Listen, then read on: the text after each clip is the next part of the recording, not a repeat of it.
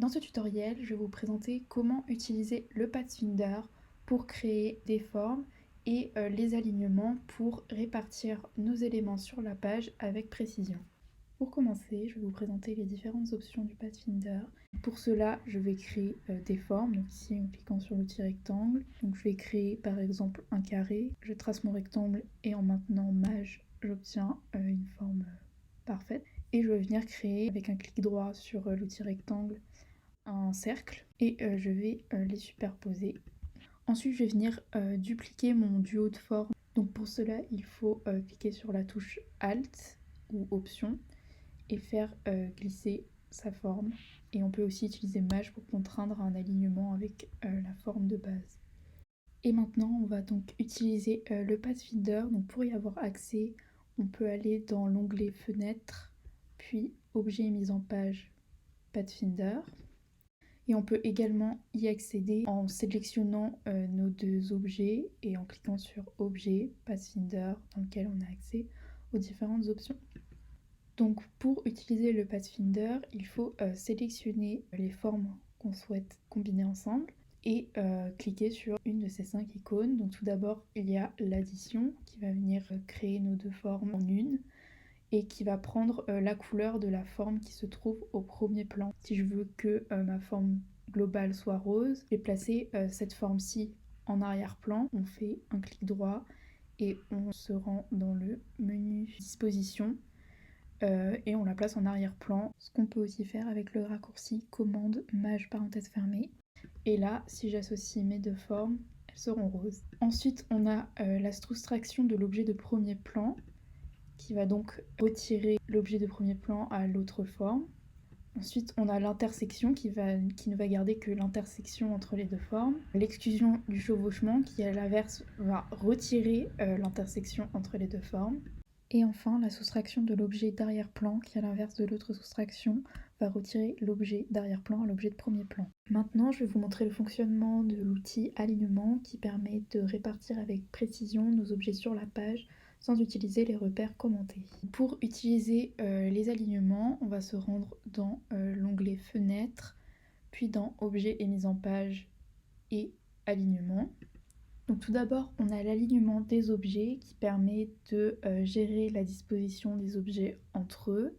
Donc ici, on a accès à différentes fonctionnalités. Donc pour cela, je vais sélectionner mes objets et je peux par exemple les aligner sur les bords gauche, donc qui va prendre en compte le bord le plus à gauche parmi mes 3 objets. Je peux également les aligner sur les bords droits, mais je peux également aligner leur centre dans le sens horizontal ou vertical, mais aussi les aligner sur les bords inférieurs ou sur les bords supérieurs. Et on peut éventuellement combiner plusieurs alignements. Par exemple, si je veux réaliser une cible, je vais combiner les alignements dans le sens horizontal et vertical.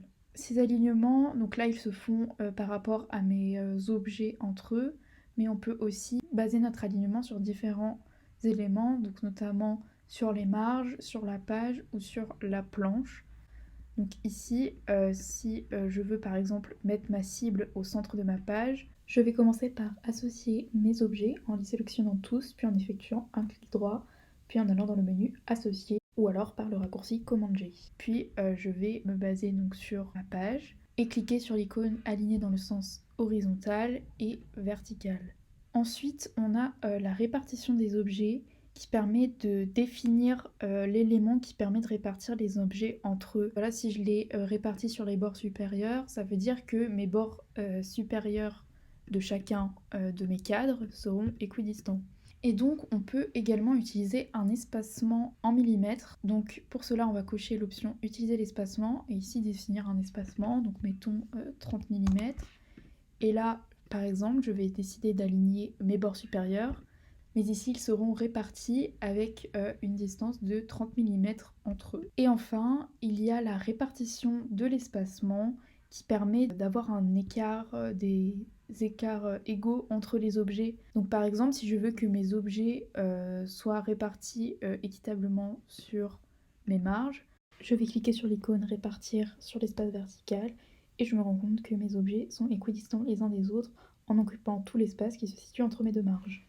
Maintenant que nous avons vu comment fonctionnait le Pathfinder et les alignements, nous allons les utiliser pour reproduire la mise en page que vous voyez à gauche. Je vais créer un cercle, puis un second cercle. Ce qui est pratique, c'est que les alignements et le Pathfinder sont dans la même fenêtre. Et ici, je vais donc additionner mes deux formes. Ensuite, je vais vouloir remplir cette forme avec du texte. Donc pour cela, on utilise l'outil texte, puis on clique sur la forme.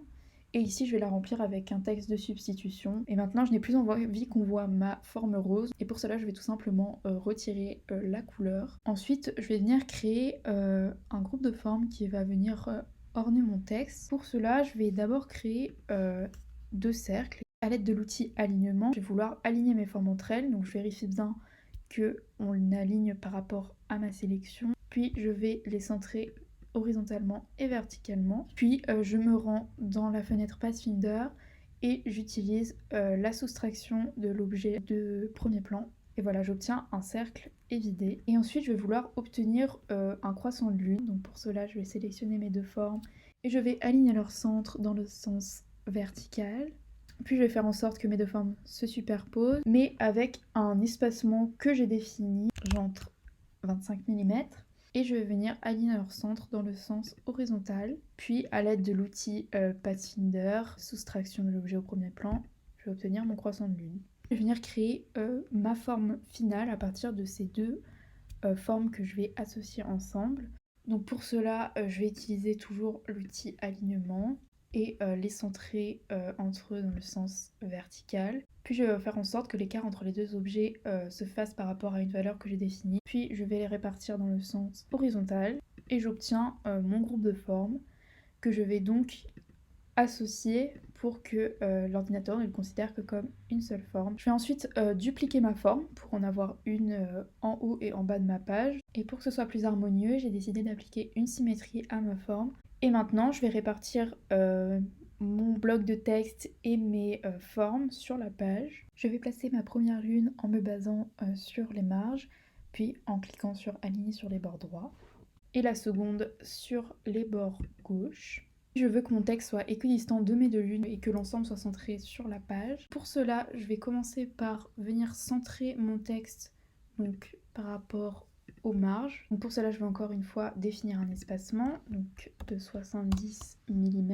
Puis je vais sélectionner mes deux objets en m'assurant que j'aligne par rapport à la sélection, puis les répartir dans le sens vertical. Je vais effectuer la même opération avec l'objet inférieur et répartir son centre dans le sens vertical. Donc pour centrer l'ensemble sur ma page, je vais effectuer un clic droit et associer ou le raccourci commande G. Et enfin, sélectionner mon groupe, définir aligner sur les marges, puis aligner les centres dans le sens vertical. Voilà, donc à l'aide de l'alignement et du Pathfinder, on a pu réaliser une mise en page précise avec des formes de notre création.